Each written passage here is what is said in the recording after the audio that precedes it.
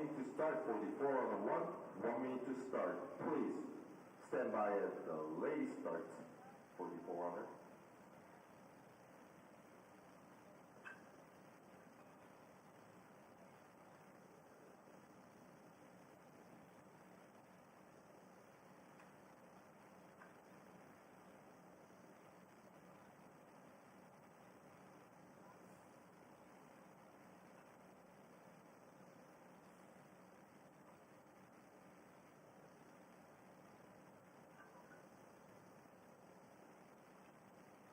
Now we'll start for the 4-on-1, for the second one. So track is clear for 4-on-1.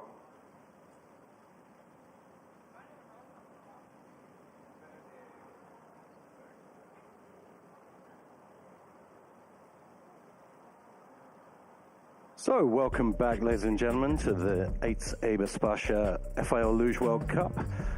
We're just going through the top three. I'm back here with Reed Watts. My name is Mark Hatton, and Watts Plume here, currently in third place, really threading the needle there, Reed. Exactly. As you said earlier, they've been super solid this season, and really good to see them step into form. And then Wendell, obviously no surprises there with these two. I mean, so much form on this track, and look at that exit. Just beautiful. That's how you do it. Come close to that slider's left wall and just thread it right to the right. Just tight. Keep that chicane real close on both ends. Set you up perfectly into corner 12. So looking at the temperature's dropping here in PyeongChang. Ice down to minus 5.4. That's dropped a whole degree. So the track is getting just a wee bit faster, minute by minute, and should make that very technical curve 9 exit even more technical. Yeah, exactly. The colder those temperatures get, the less perches you have on that ice. Sometimes it's where you want to angle up and start committing more with playing a more safer setup for the long-term game. But again, still pretty warm, so it'll be interesting to see the setups they decide to choose for this. Whether they risk it or they go for stability. And that's an interesting piece. I mean, as the coaches, that's a big decision for the coaches to make, isn't it? In terms of, do I set my athlete up for all-out speed, or do I set them up for a bit more grip and a bit more stability and consistency? That's exactly it. So, 13 corners here. Obviously, the one we've been speaking about the most has been exit corner 9, although they're all technical in different ways. Reed, tell us a little bit about the track. Yeah, that's right. So going through the top again, it's not just corner 9. There's also corner 6, corner 13, corner 15 that have been posing a lot of challenges today. So going through the top, your corner 4, the slingshot that gets you right into it. You have corner 5 right here where you really get your composure into corner 6. For the double sleds, they don't have the pressure and they have extra weight to get that height in corner 6, which is really tricky. Now it's all about composing yourself here in corner 8 to set you up exactly for the toughest part of the track, corner 9, right here. So you have a nice shot straight into that chicane right before it goes downhill into corner 12. Now to the exit here, corner 13, also been a struggle all day to see sleds coming out straight here. Corner 14, really important to cut that last pressure low so you get nice and late, good height into 15 for a nice early entrance into this big uphill section, corner 16. Got to run down there. It's all those smaller corners that really make up the track here, where the pressures don't always want to work with you, and you have to fight the sled to get the sled where you want it to go. Yeah, I believe it. In terms of coaching on this track, you know, you step away from a lot of classical luge knowledge. It's some of these corners are a law unto themselves, aren't they? With single pressures here and very little pressure in other places as well. Yeah, and that's exactly it. The little pressure is the tough part too. We're lucky to have almost all the shades up tonight, which is such a joy in this track. It's such a beautiful track, and the lighting, absolutely broadcast quality lighting the whole way down the track. You know, no expense was spared when this track was built. As we see our start list for the next run with Gitlan Serban of Romania rolling off to get us going for run number 2 in this incredibly close race. And the surprise leaders, Egert Mueller, 46.238, almost a tenth ahead of Wendell Alt. Yeah, it'll be interesting, right? It takes 2 here, but that's where that old experience really comes into play here on this track, especially with its technical challenges. Good crowd here. They run a schools program here where they get local schools in to watch the sliding. Inspire the next generation. Absolutely, absolutely, and that's what they've been doing a lot at this track. Yeah, it's what it's really all about, getting the young people, and especially to build that new Korean team. They've been really working hard. Unfortunately, not seeing any showings in the doubles, but I believe we'll see some in the men's singles event later today.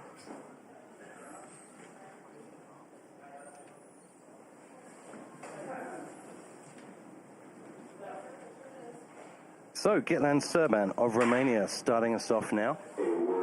Again, regulars on the tour. Came out to Whistler for the World Championships last week. And they're also going to be in Beijing next week. As you know, ladies and gentlemen, we have 2 World Cups left in the season. It's incredibly tight at the top.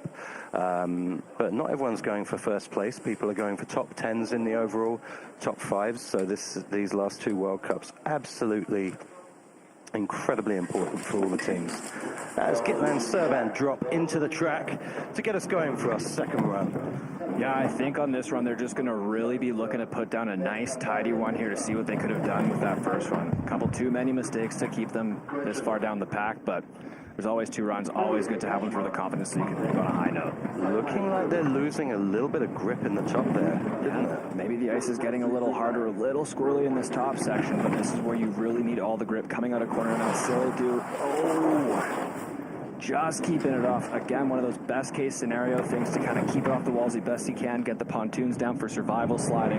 Just going to be looking to get across the finish line here. Well, and that's the thing with doubles luge especially, is it's not always going to be a perfect line. It's your survival skills that will really make you a complete slider in this sport, isn't it? Yeah, that's it. I'll tell you what, doubles luge sure taught me how to crash. So, into the lead go Gitlan Serban, opening up the account for the second run. It's looking quick out there. It looks like the track is significantly quicker than it was on run number 1. Yeah, it could be. It'll see with those guys at the top, but there was quite a bit of that kind of ice flying, so who knows, these colder temperatures, this dry ice really might be onto something here. Yeah, and just right there, managing to just fend away that left wall, but then going over that big drop off into curve 11. That's a tough gig when you are sliding all over the place. Super tough, and you can see in that slow-mo, really good shot of all the ice being cut, right? And that's sometimes a quick wall is not as costly as that ice that's being cut right there. So here we go, Hoy Kachmar of Ukraine, our second sled, with a nice quarter of a second cushion over Gitlan Serban. Yeah, again, these guys as well, just looking to put down a really good run here to leave on a high note. And again, the Ukrainian team's really been stepping up this season, so it'll be really interesting to see. Looking again on that entrance of corner 4, like maybe there's a lack of grip coming into this. Yeah, absolutely. That's both sleds have really been struggling in the top there with not looking like they have a huge amount of traction as corner 6 especially. Very, very close to the right wall out of 6 there as well, as we come out of curve 9 and just dropping the anchors and getting away with it, but not moving too much. Still in the green. We said if you're new to sliding sports, if you've just turned up here from somewhere else on YouTube, you'll see down in the bottom right-hand corner there's a clock. If it's green, that means the athletes are leading. If it's red, then sadly they've dropped behind. But Hoy Kachmar sliding into the by almost half a second over Gitlan Serban. A solid run there, considering the problems they had halfway up. Yeah, that's true. Kept it just off the walls there as best they could out of corner 9. But in that top section right there, out of corner 6, you can see the back end drop, and then they're just going really squirrely into corner 7 there, which is just going to be more costly on the time. But again, maybe it's a grip issue going on right now. And I think that brings us back as well to what you were saying, Reed, about the pressures in this track and the sudden lack of pressure in some of the exits to the curve. Pressure being what keeps the athlete on the curve. And we've seen a few of the teams at this end of the draw maybe dropping out a little too soon out of some of these curves. Yeah, exactly. And then you got the double sled extra weight, and these tracks are designed to go from the top, so they are coming in with a little less speed as well. So back again with another Romanian. This is Tudor Hanzelic and Sebastian Motska, straight into the green with that good cushion they got from their good first run. And a much better top section there, just hanging up though Yeah, really late entrance into 7 and did not fix it on that second pressure, riding it high, but this is where it's really all made here, and they do it really well. A little late into corner 12, but that's as good as you can ask for on this track. Absolutely. That was very, very solid sliding from Hans-Ulrich Mutzke through 9. Tricky part of the track. Now we go a little early to 15. This will send them towards the right wall, and it does. As they cross the finish line, still in the green by almost exactly half a second over Hoy Kaczmar and Hans-Ulrich Mutzke of Romania are your new leaders. Yeah, and it looked like they're on the edge of the corner 15 just before that uphill section. Almost looked like that back end started sliding a bit too there, keeping them a little late into corner 16. So, again, maybe a bit of a grip issue. Yeah, I hope we get to see that loop in 6. That really caused them some problems higher up the track, but they, thankfully for them, they sorted it out by curve 9. And I think this track, I find a lot of athletes, they focus on that one curve, and the danger of doing that with any track is you forget the other curves. There's 13 more. They're sliding 16 off the top, right?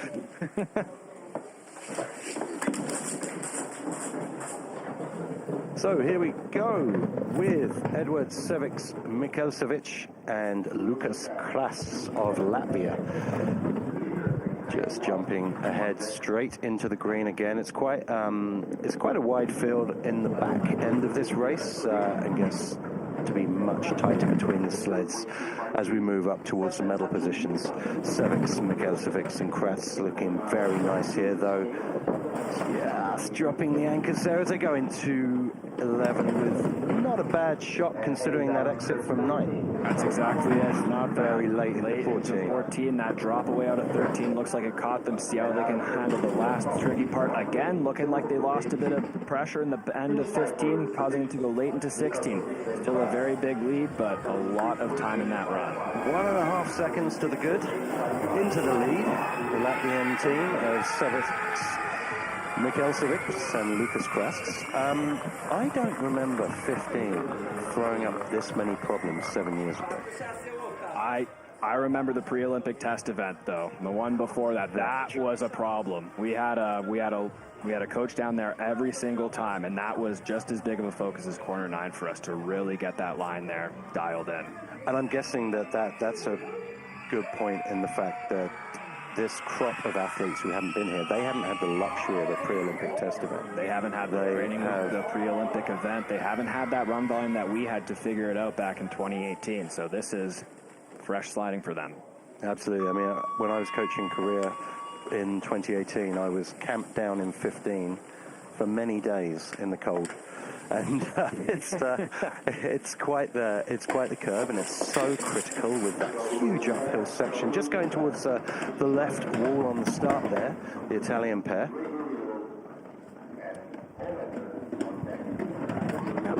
Very nice at the top, Rita Keinswalder. Straight into the green again. Leave it to the Italians to show what good sliding looks like. Putting on a clinic up top so far. Yeah, that's a whole other conversation, isn't it? It's about the classical sliders left on the tour with the value good form, working in diagonals, all those good things, rather than a big start and just getting it down the hill. And I always find the Italians always produce these beautiful classical sliders that look so comfortable on the sled. Yeah, exactly, and that's everything in the sport, being comfortable on the sled, and it's showing right here for this run. Second up already, great showing to secure no worse than 9th place for the Italians. Yeah, absolutely. Great run there from Rita Keinswalder. Really, really confident through 9. And really not much to say on that. It was a bit of a little ropey on the start, going towards the left wall, but 9 seemed to treat them okay.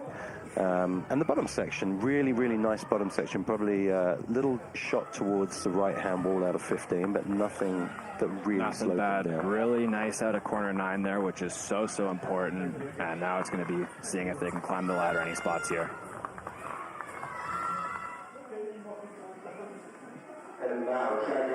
So here we go with Zach D. Gregorio and Sean Honda of the United States of America with a 0.2 of a second cushion. again, American starts always are good because they have that beautiful facility in Placid, which went from being an excellent facility with 3 ramps to being an absolutely world-class facility after the U.S. Luge Association put some money into that and really made a fantastic launch pad for their sliders to come out on tour with the fastest starts in the world. Yeah, and they've also been sliding very well, this young team here. See how they can handle corner 9. That's a committed line. That is how you do it. Racing on the edge right there from the Americans with a quarter of a second lead right now. Let's see if they can keep it tight in the bottom section here. 14 looking nice. Touch early, but they dealt with it beautifully. And that's how you go into 15.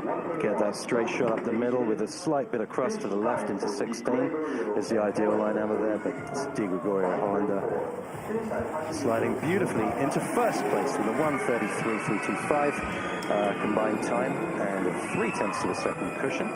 It's quite a broad field at this half of the pack, isn't it? Yeah, and they have to be really impressed with that too. I believe I'm almost certain this is their first time here, and just looking at the lines, their position the whole way down, that corner 9, the way they committed to that right there, hugging that slider's left wall, and then bringing it nice and tight to sliders right into corner 12. That's how you get it done. Head back, confident position. It's like it's his home track or something. And you can see there is literally no margin for error. No margin for error, but that's how you get it done. The high risk, high reward line, corner 9. 100%.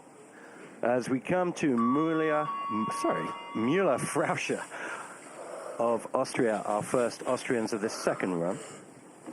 Yeah, again, these guys have put some really good results, and I'm sure they as well are going to win and climb the ladder in the second run here. And keeping that quarter of a second cushion ahead of Di Gregorio and Hollander. Müller-Frauscher looking smooth through the top. It seems like that initial, possibly greasiness of the ice on of the initial spritz has worn off. Seems that these sleds are now getting a lot more stability in those top curves. Yep, looking good there, but risking it big. That early exit out of corner 9, just missing the wall. They're holding on to it. A little late into 14. A little late into 14. Let's see what this lead comes into the uphill section. And it's growing, but here a little squirrely out of 15. I think they have enough to hold on to the lead. Should be no problem for them, but lose a little bit of time in that last split in that uphill section. So almost 0.3 into the lead there. Müller-Frauscher ahead of Di Gregorio and Hollander of the USA currently in second. Solid run from the Austrians there, and that really committed line out of 9.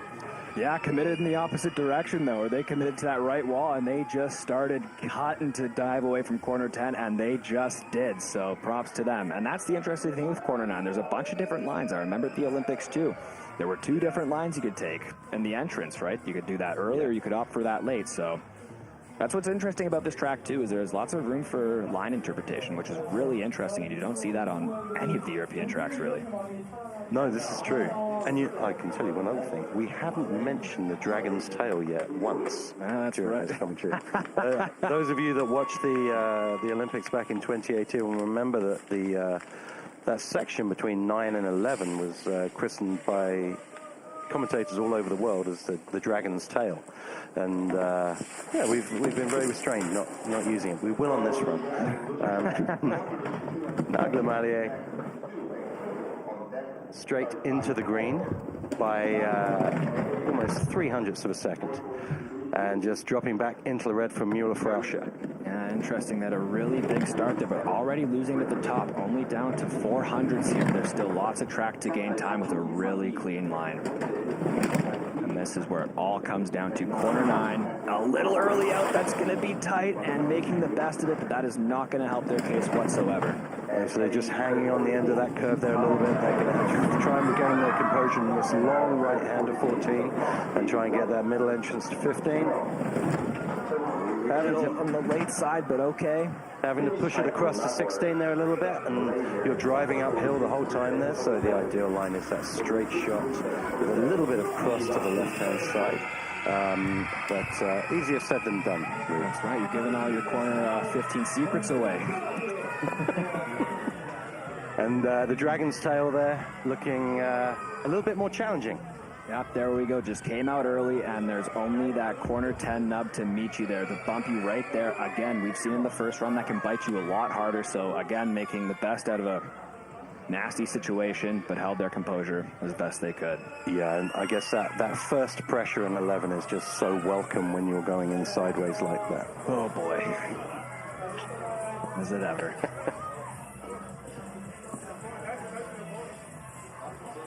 So, back up to the top with Stoy Kindle. Wolfie Kindle, incredibly accomplished single slider in his own right, doing double duty, which is tough. Tough to be going to and from the track and having to train singles and doubles, both at the top end of the sport as well. Exactly, and in about an hour's time, he's got to get his singles mind on, and hardest worker on tour right now. Yeah, tough day at the office. But almost a tenth to the good ahead of their countryman, Müller Frauscher. Stoy Kindle looking very solid through here. Really nice exit out of corner 9 there. He was working the sled to get that line, but he nailed it there. Now he's just got to keep it tidy out of corner 13 here. A little bit of a rooster tail of ice coming out of 13 there. But managed to correct the line very early to 15. That's going to hurt, but that was a great correction there. And finish time, please. And a big lead, 3/10 up. Great sliding from Stoy Kindle to move into the lead ahead of Müller Frauscher. So Austria 1-2 at the moment, and that early entrance to 15 not looking like it costs them too much. Yeah, that was a great recovery from that, because that early entrance into 15 there is so hard to get that height, but he made the best of that situation for sure. Well, it's such a short curve, isn't it? You make the mistake, there's not much time to fix anything. There's not much curve, there's not much pressure to work with unless you can build it yourself, and that's going to be really hard to do with that early entrance. There we go. Such a great member of the tour. Well, both of these guys, Stoy and Kindle, but Kindle been around since 06 Olympics and just absolute stalwart of the sport. As we come to the current world champions, Orlemund and Gubitz. Now the new world champions here, just outside of the podium, looking to climb a spot or few. Yeah, I mean, that must feel so good when you've got Wendell Alt in your team and Tony Eggert as your in-team competition, to be the one walking around the hotel with the World Championships gold medal. No kidding. Straight into the lead go Orlemund and Gubitz. Let's see how they go up to this 102 split just coming up. And that lead has dropped significantly. They're back by 0.04 of a second. We have a race here. So they're going to have to put on the afterburners in the bottom, keeping their cool. Best of a bad deal. Just about, but that's going to be really harsh on their time here. That's going to be way too much to claw back, especially coming into this uphill section here. Orlemund and Gubitz, so showing experience beyond their years here. As they come a little middle to 16, but no big deal at the top, but dropping back into second, leaving Stoy and Kindle of Austria still in first place. And Orlemund and Gubitz almost 4/10 back from Stoy Kindle. Yeah, that's a tough one there. You have to be really dialed in on this track, but this is their first time here, I'm sure, with very limited runs. So again, chalk this up to a learning experience, and it's not learning an easy track by any means. It's, dare I say, one of the more technical ones, especially. Yeah, they're having to riff a little bit all the way down, aren't they? Kind of make it up as you go along in some places, yeah, because you don't have that run volume where you can have that perfect plan A. There's plan A, plan B, and plan C being played out the whole way down the track. Exactly. But this is where those athletes, I think, athletes and teams that can adapt to situations, that's where they rise to the top on these unfamiliar tracks. The ability to make the best out of a bad deal or a bad exit, bad entrance, and fix their mistakes. I mean, all these guys are the best in the world, so they can all fix mistakes, but some fix better than others. As we see Bots Plume, form team of the moment in the track. Bots and Plume just having an absolute stellar season for Latvia, as expected, and ahead of Stoy Kindle, coming up to the 102 split, but only by 11 thousandths of a second. Really tight. There's nothing in this. They're going to have to put down a real good run here, and this is where it all comes down to. Corner 9, that's very early out, and that is not, and they're over. Risking it all there. Lots and Plume. Keeping those legs inside the sled, managing to get it back onto the runners now. This is important for overall World Cup points. Now, this is going to have had a big effect, obviously, on their ambitions to be on the top spot. But if they can get up this very steep hill and cross the finish line, they will at least record a good number of World Cup points. And they're just going to do it. Just there, but that's corner 9, so unforgiving there. You're just a little off to that slider's right side, and it can end that easily. Once you hit that wall into corner 10 there, you're just a passenger, essentially, and unfortunately got the best of them. Absolutely, and Stoy Kindle here, just riding the elevator up. That's two teams they've overtaken. And right there, you can see just hugging that slider's right wall, not where you want to be, and you're met with that first chicane. And then right as they hit that second wall, that's where the track really drops away, and there's just nothing holding you on. Unfortunately, it was enough to roll them, and especially with these double sleds too, just nothing in it. But they got back on the sled. Again, they're okay. That's the most important thing. Absolutely, and 2 sleds left to go in this second run, so it's incredibly tight now. And with that mistake from Bots and Plume, that has opened the door to Stoy Kindle for a guaranteed podium.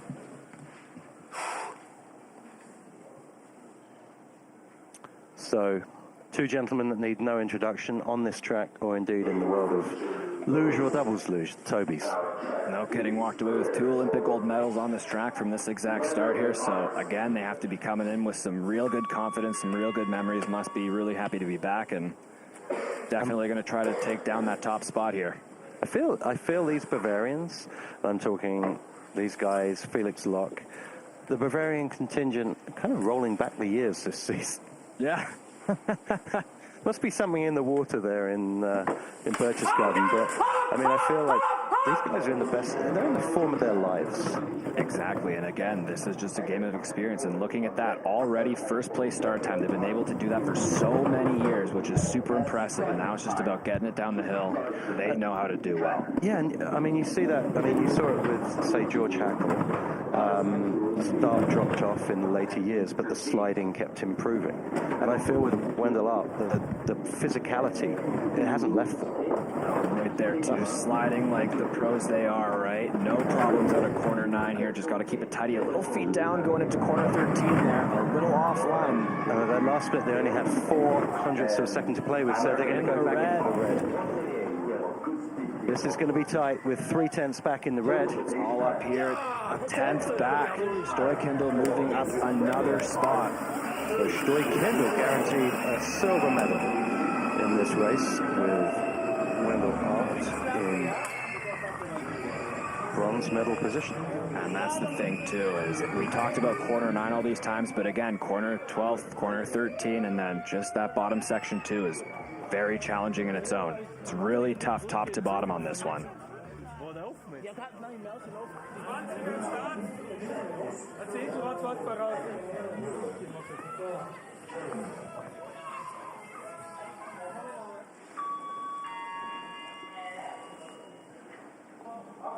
So here we are, our final slider.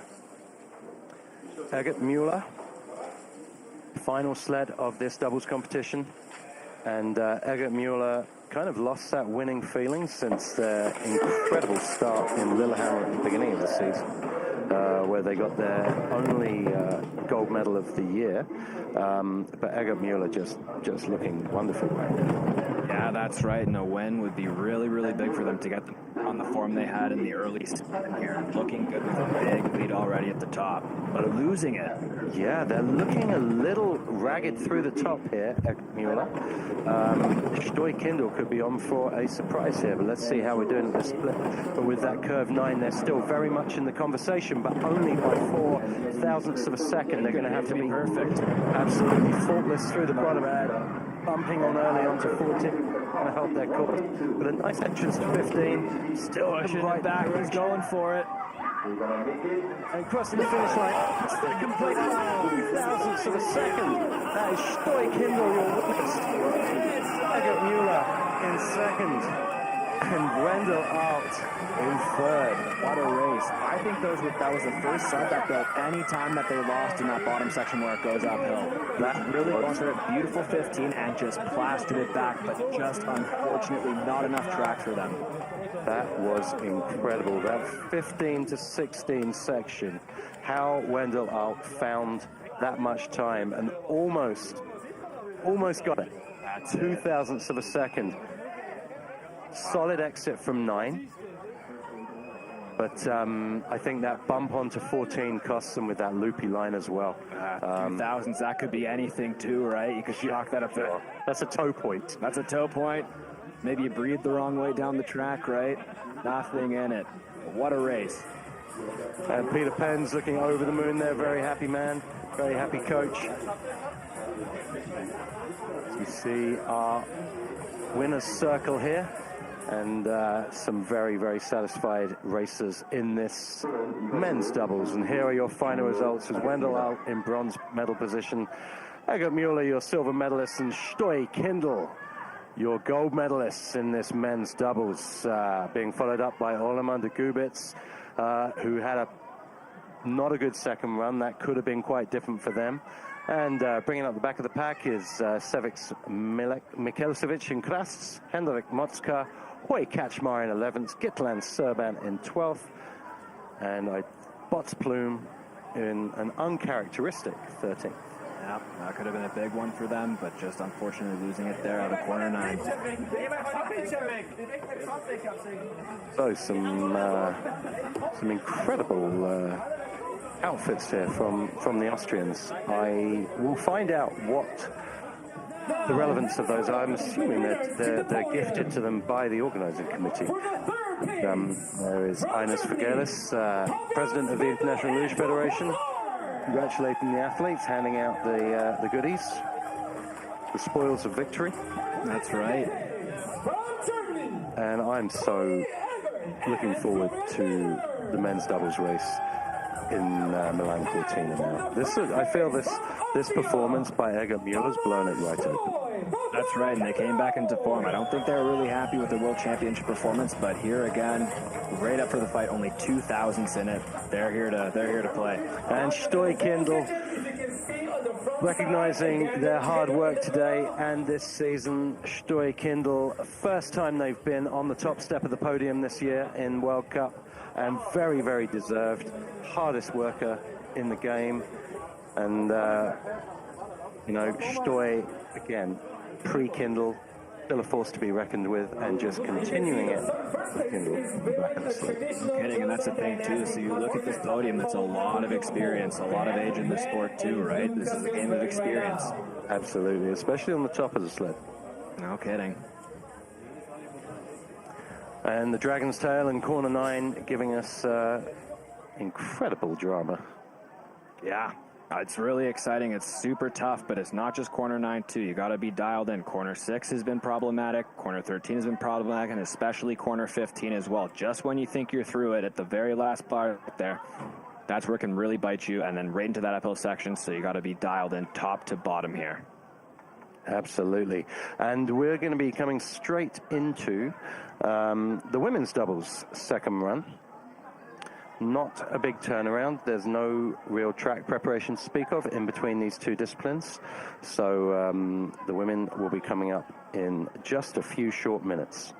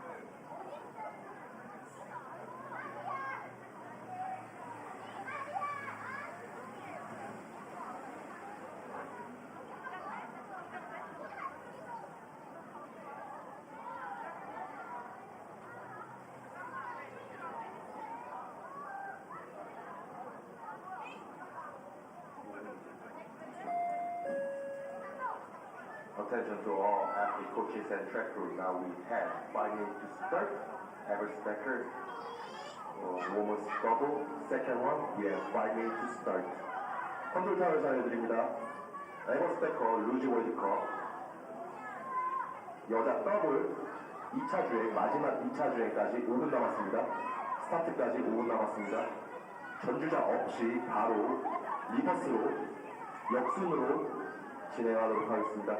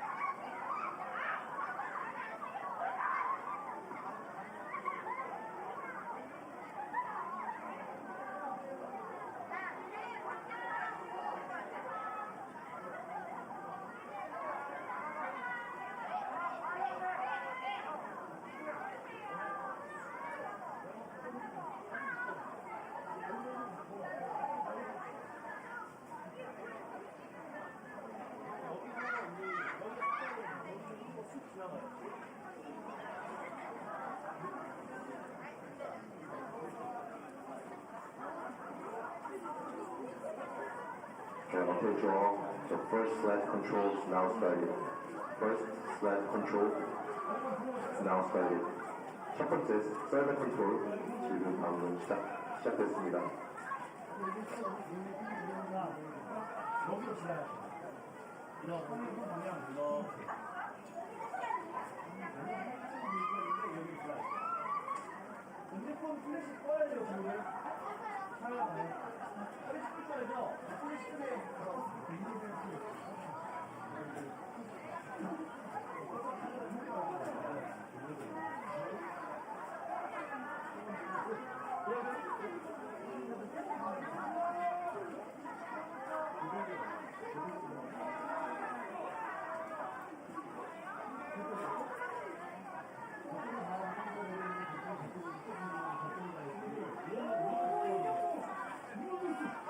And now we have 2 minutes to start for the women's double second one.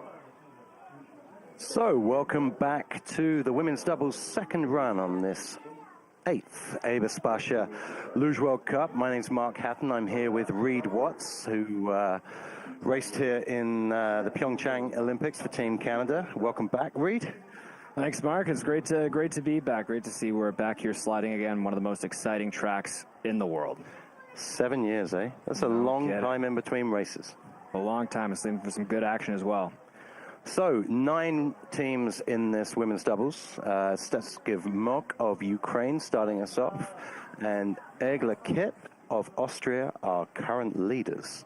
If that men's race we've just seen, men's doubles race we've just seen, is anything to go by, we're in for an absolute classic, because 0.02 of a second between gold and silver. I mean, just wonderful racing. Yeah, we're in for it.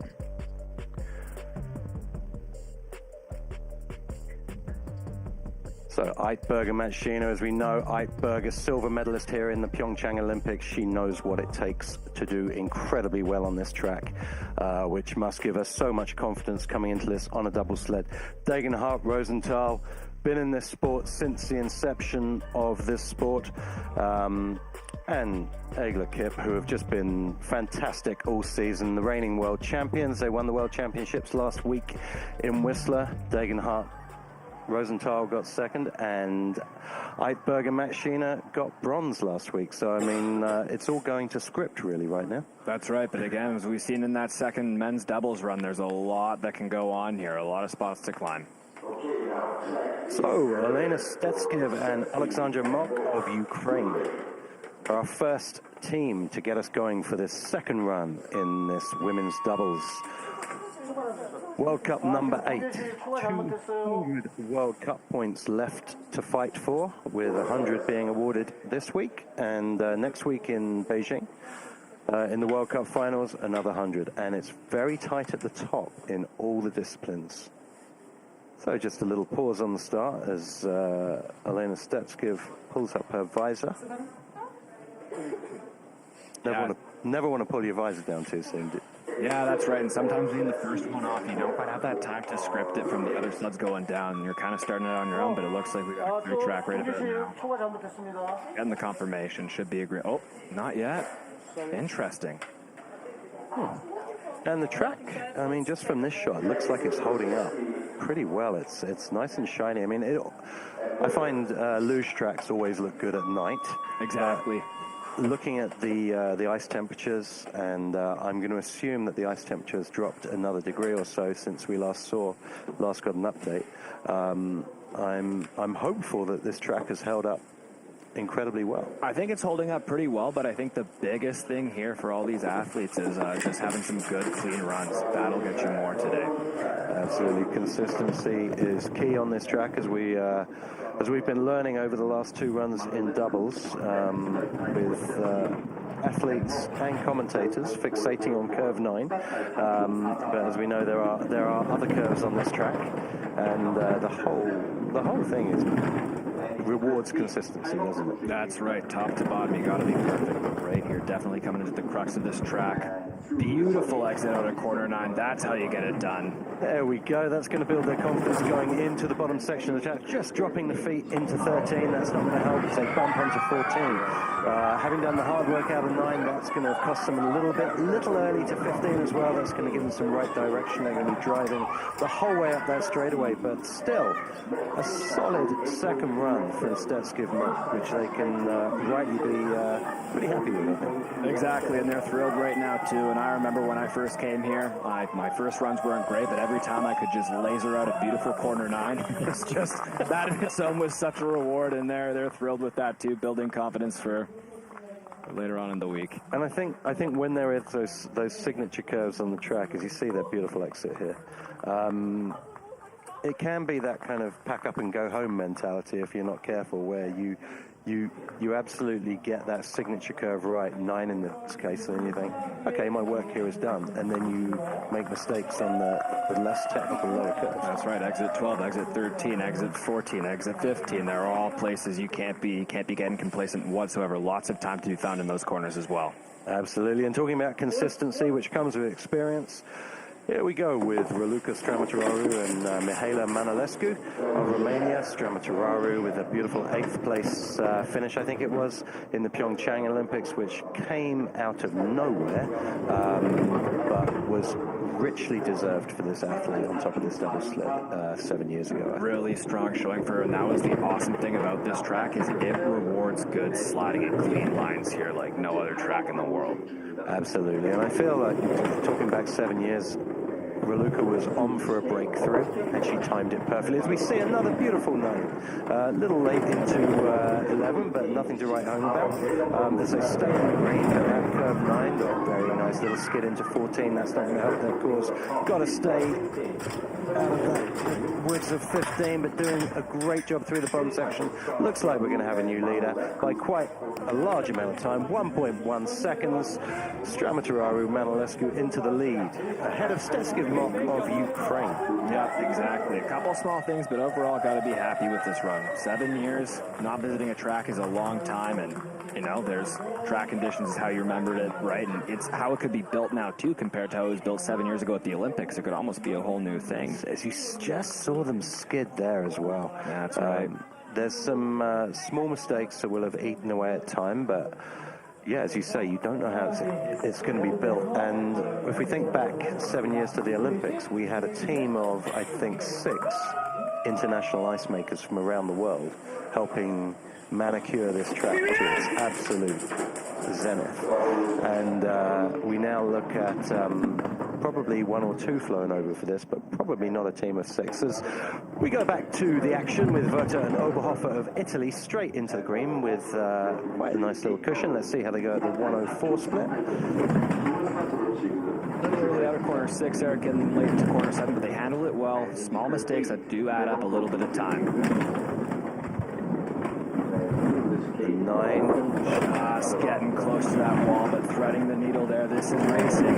And building speed the whole way down, as we see that graphic down in the bottom right. It's a fantastic graphic that's been provided. It's just seeing that advantage they had on the start just multiplying, and it's now doubled to 0.7 of a second. We should be seeing a lead by over a second, and we do.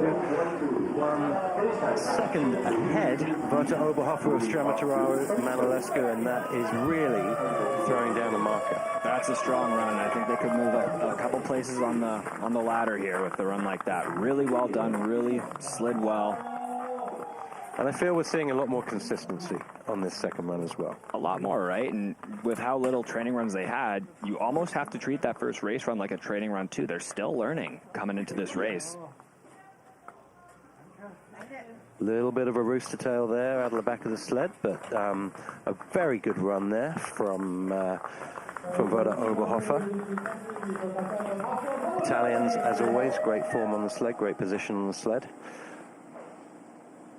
As now we move to Lubečnik and Bogdanova of Latvia. Young team, relatively new to this sport. But again, they've just climbed up the rankings, these two. Yeah, exactly. And so much potential to grow, especially leading into the Olympics for next season.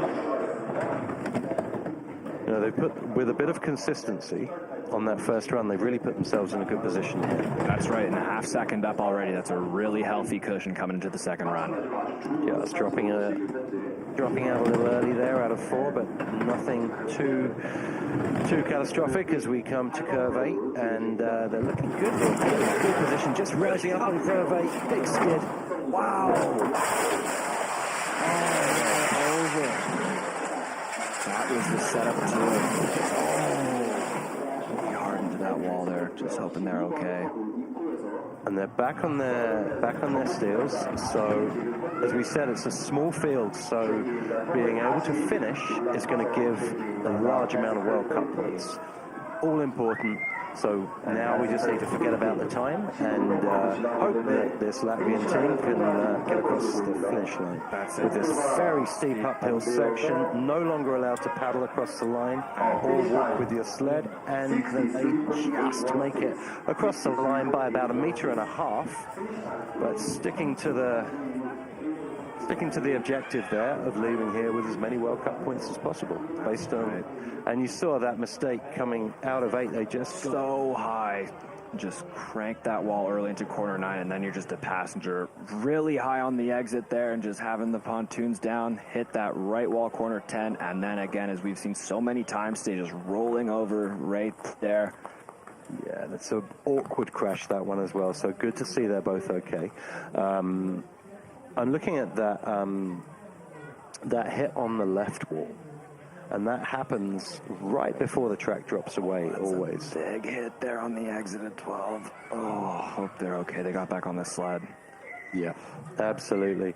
Well, these doubles races are made of stern stuff, as all luge races are, but I think a doubles slider once told me that doubles races, they have that 1,000-yard stare. They've seen it all, yeah. You know, and you've got to be so tough in this sport. Doubles is a school of hard knocks, and women's doubles being such a new event too, right? Yeah, absolutely. But good to see they're both up and okay, crossing the finish line.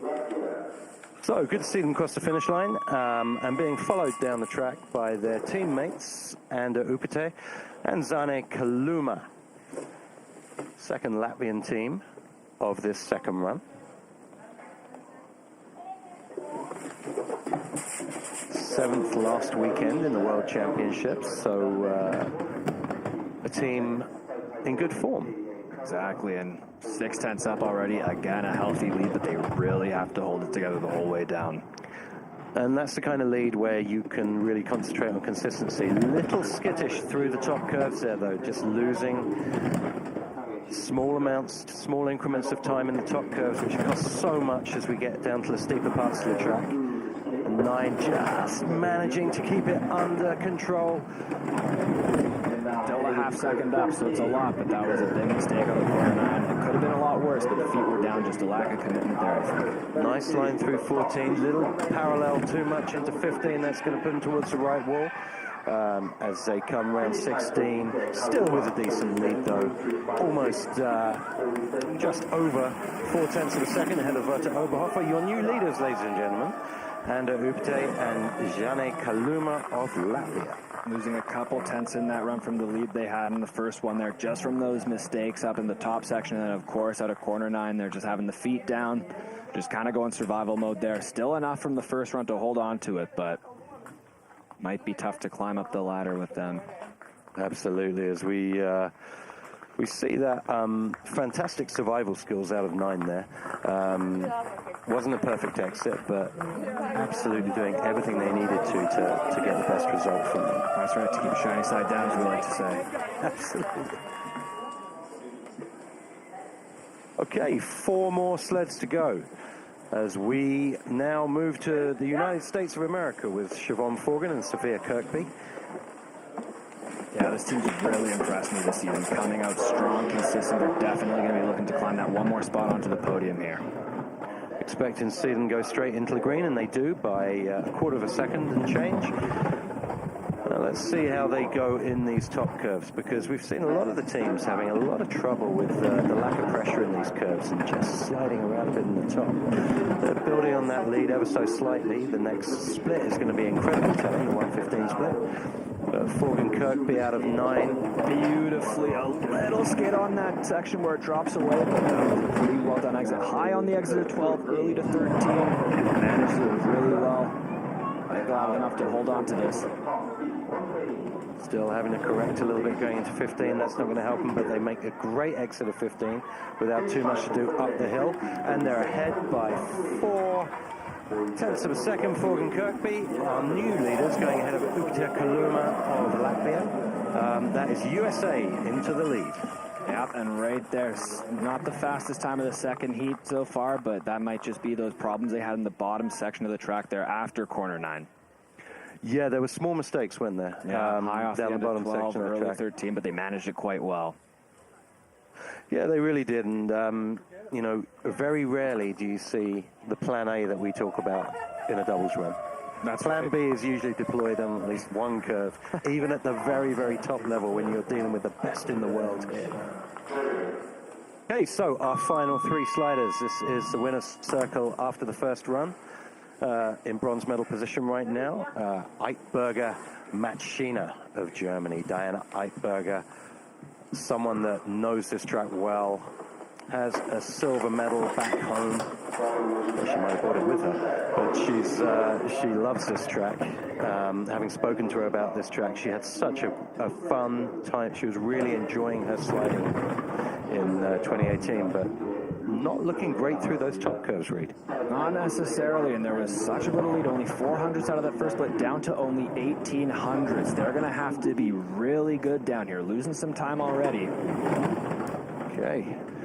I'm thinking this next split could be incredibly telling. It's going to be down even more, 600ths of a second to play with, 140 kilometers an hour. On that exit at 12, looking very similar to the Americans here, so this is going to be a tight race. Very early to 15, that bounced them out towards that right wall. Found speed, some mistakes out of 15. They've got to hang on, though. They've got to find something out of here. Wow, they found a lot of time. So Eitberger Matschina guaranteed a bronze medal.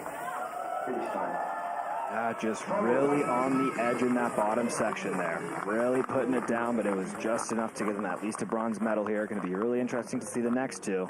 Well, you know, there's no marks for style. I think when you're going absolutely full send, it can sometimes look a little messy as the sleds speed up, can't it? I mean, that was around corner 12, that was a few little problems there that really made a difference, I think, and lost them some time, but they just kept on pushing all the way to the finish. That's right, and that's what you have to do on this track.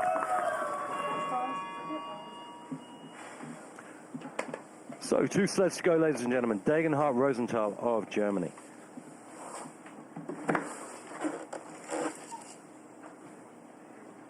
Now, here's a question. I don't have it written down. Did they win the Youth Olympics in 2020?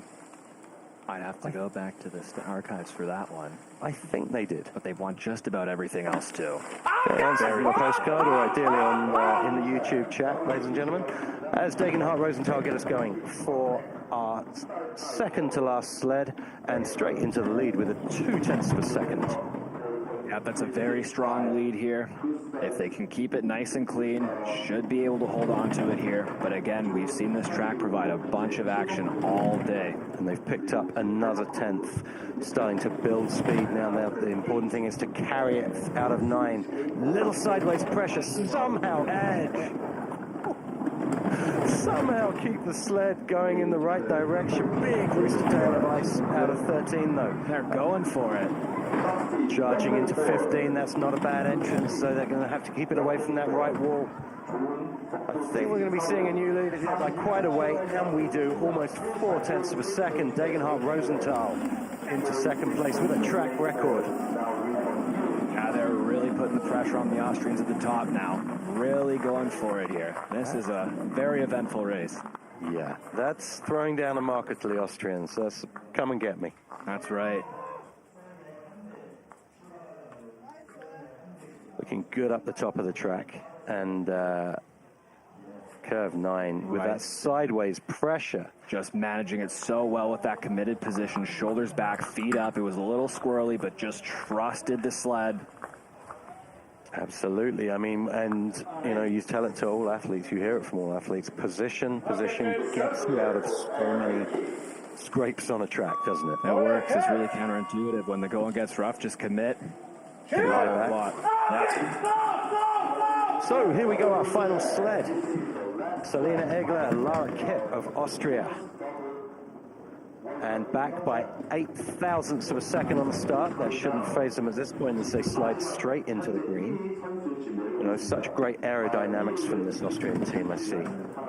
Oh, back and forth. We have a real race going on here. Okay, so we've dropped to 0.17 of a second difference between Degenhardt Rosenthal.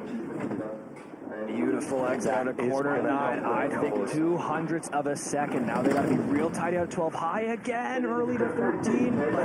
But managing it well. 14. And skidding into 15. Fritz, this is going to be so tight. Those mistakes might not be enough with this uphill section here. Wow. Second place, Degenhardt Rosenthal of Germany. Claim the win. What a race. Incredibly close racing. Wow. Men's doubles, women's doubles.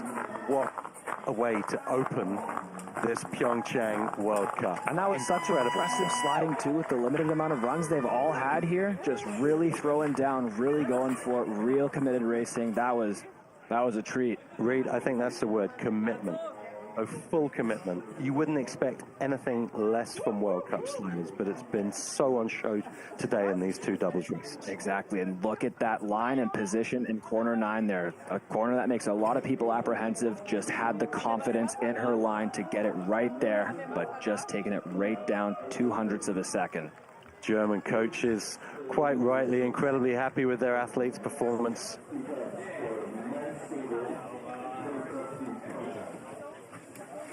Well, I think we've figured out that this is a gift from the race organizers to the winners. These beautiful robes. Yeah, given to wear. Yeah, that's quite nice. I like that. That's a really nice touch. It really is. And so, our leaders, our winners, your bronze medalists, Eidberger Matschina, silver medals to Egler and Kipp, and, well, Degenhardt Rosenthal with a dominant performance on this incredibly tricky track that they had never been to before. Forgan and Kirkby just in 4th place, Upete Kaluma in 5th, and Werther Oberhofer in 6th.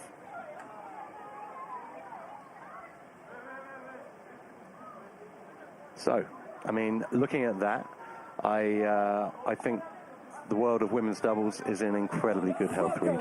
I think so too. That was phenomenal sliding from all the athletes there. Really looking good on the sled, sliding really well, and just such tight racing. That was unreal. Absolutely. I'm just looking so forward for it to be showcased in Milan Cortina, because I think this is going to really open people's eyes to the skill levels that we see in these doubles disciplines.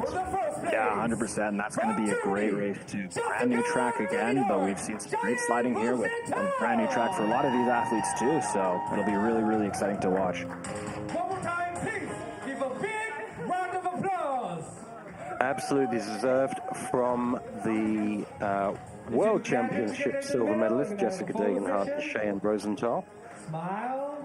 Here we see the leaderboard again: Degenhardt, Rosenthal, Egel Kipp, and Eitberger, Matschina in bronze medal position. It's all to play for going into next week in Beijing. That's right. World Cup overalls are on the line here. For all the marbles. That's right.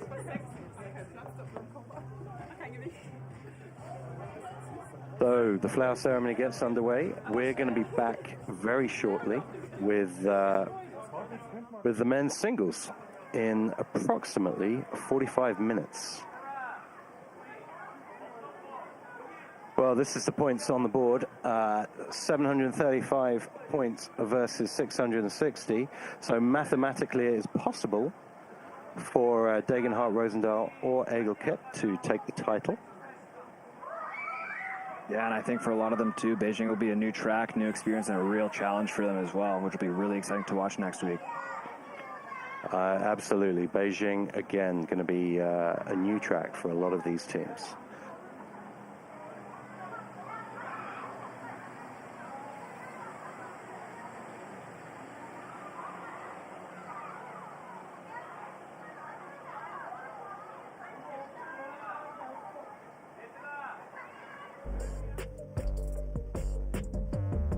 So as we see the top three moments from this World Cup, here's Diana Eitberger. Just a technician, really, isn't she? That's right. That slow-mo shot out of corner 9 into that really tricky chicane is always such a good shot. And our winner, and our silver medalist Egel Kipp again, and here we see Degenhardt, Rosenthal. You know, just wonderful sliding from all three teams on the podium, and actually across the board. Yeah, exactly. With the limited runs again, I keep repeating myself. It's quite a challenging track. You've been here before. How did you prepare for this run? Yeah, I think there was a good moment 7 years ago, and I keep all my emotions with it, and yeah, try to do my best in the new position with the women's doubles. We saw a lot of problems on the track already in the runs before. How was it for you? Yeah, I didn't think about it, and in the beginning of the week we had also a crash from the junior start, but from the normal start position everything went fine, and so we are lucky to stand on the podium. And I guess Diana helped you a bit in preparing for this run, right? Because she's been here before. What? Weil ich schon vorher da war. Ach so, yeah, she helps me a lot to on this track, but yeah, it was the first time I was sliding here, and at the first time I was not so amused, but yeah, it's okay. Thank you guys, congratulations. Thank you.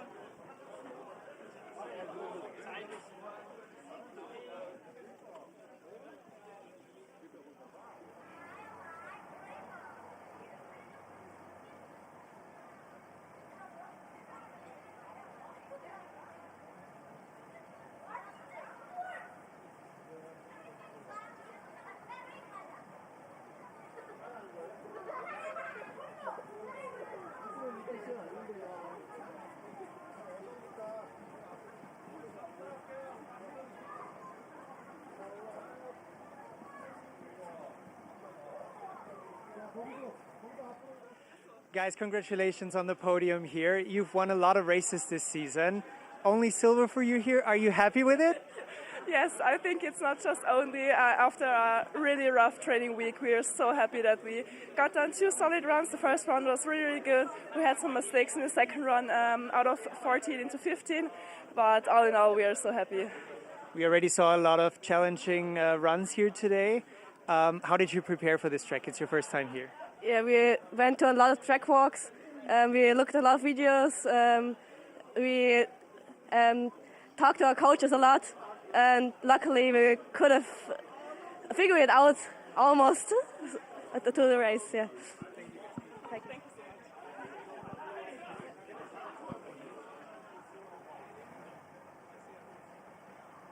So words from Selena Egel, Lara Kipp there, and as they say, lots of track walks, lots of research. I mean, you just have to do that, don't you, on a new track? Yeah, 100%. It becomes a obsession, essentially, right? With such limited runs down the track, you gotta really figure it out. On the top spot of the podium, you had a lot of second places. Everything worked for you, right? Yeah, it was tough here. It was a new track for nearly everyone. So yeah, we tried to learn the track as fast as possible. Had some good runs, some less good runs, but I think for the race today, those were our best 2 runs of the week. So we can be so happy about it. So, mach gleich mit Ihnen.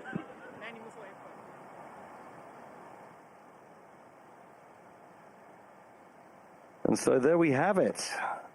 Our winners, our flower ceremony, and an incredible advertisement for the sport of women's doubles. Yeah, that was a real good race to watch. Real awesome. And if it's your first time watching luge, well, it's actually always like this, and that's why it's incredibly important for you to come back for the races we've got coming up, which is the men's singles. Congratulations to a podium here. The last time you were here, you won. Was the track different for you this time? Yeah, of course, it was a little bit different. We're getting older, but it was nice to be back on the Olympic track that we won. Yeah, we had a tough training to find the right setup. Today the 2 runs wasn't that good. That's why we're happy about the 3rd place. And yeah, hopefully we come more often to this track and can improve our skills. Thank you.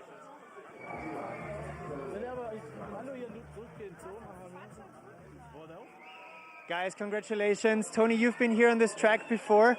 How was it different for you today? Today, I think we started with a pretty good run. It was a nice first run. I saw a lot of other teams made mistakes, and I knew it. We have to fight a lot. And we took the full risk, and yeah, we had too many skids in the second run, so this 2000s was possible. And this is, sure, we can be happy to be second and on a podium back, but shit, I'm a little bit angry on myself.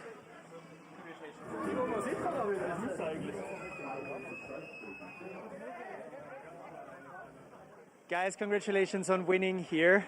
It was a very challenging track. We saw some skids on turn 9. How was it for you? Yeah, especially in first run, it was really hard. My shoe spicked off on the start. Then I wasn't there for 100%, but the second run was almost perfect. And the win with 2/1000 of a second ahead of Tony, just amazing. Was it unexpected for you to win here? Yeah, it was unexpected. We knew that we were really good in training, but we had some problems also. But I think we took everything together today, especially in the second run. It was really a great run, and yeah, it was close racing, but it's fun. Yeah. Thanks a lot.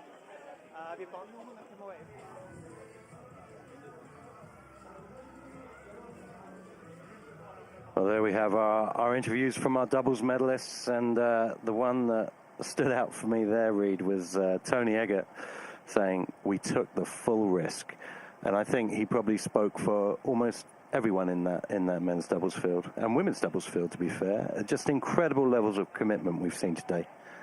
Yeah, exactly, but it's bittersweet, right? Great to be on the podium, but just losing out by 0.002 of a second, that's nothing in it. So, but again, when you're taking the risk, that's what comes with it sometimes. A few skids, a bit of uncertainties, but they got to be really happy with being back on the podium. Absolutely, and just looking at the another highlight for me today was seeing Stoy Kindle move up onto the top step of the podium. I think it's been a long time coming for them this season, and they're such an exciting team to watch. I mean, it's such a great pairing. Yeah, exactly, right. Really climbing the ladder on that second run to take it out into first place. Really going for it. Really good sliding. Again, super committed, which was super, super awesome to see. Yeah, I mean, I think if you were going to design a doubles backman, you would probably draw a picture of Wolfgang Kindl. Powerful, slightly shorter, incredible slider in his own right, you know, incredibly powerful, carrying out a lot of injuries, to be fair. Pretty much held together by duct tape this season. But, you know, like we said, these guys are the toughest of the tough, these doubles racers. And a few injuries don't really faze them, it seems. Isn't that right? So coming up very shortly, well, in about 35 minutes, we're going to have men's singles, and this is shaping up to be a classic. Max Langenhan could win everything today. Mathematically, he could leave today as the World Cup champion, making Beijing next weekend a victory procession. But there's going to be some people who have something to say about that. Nico Gleischer being one of them, who, if he wins today, can really, really put the pressure on Max. Yeah, that's right. It's going to be a really, really interesting men's singles competition, right? Everything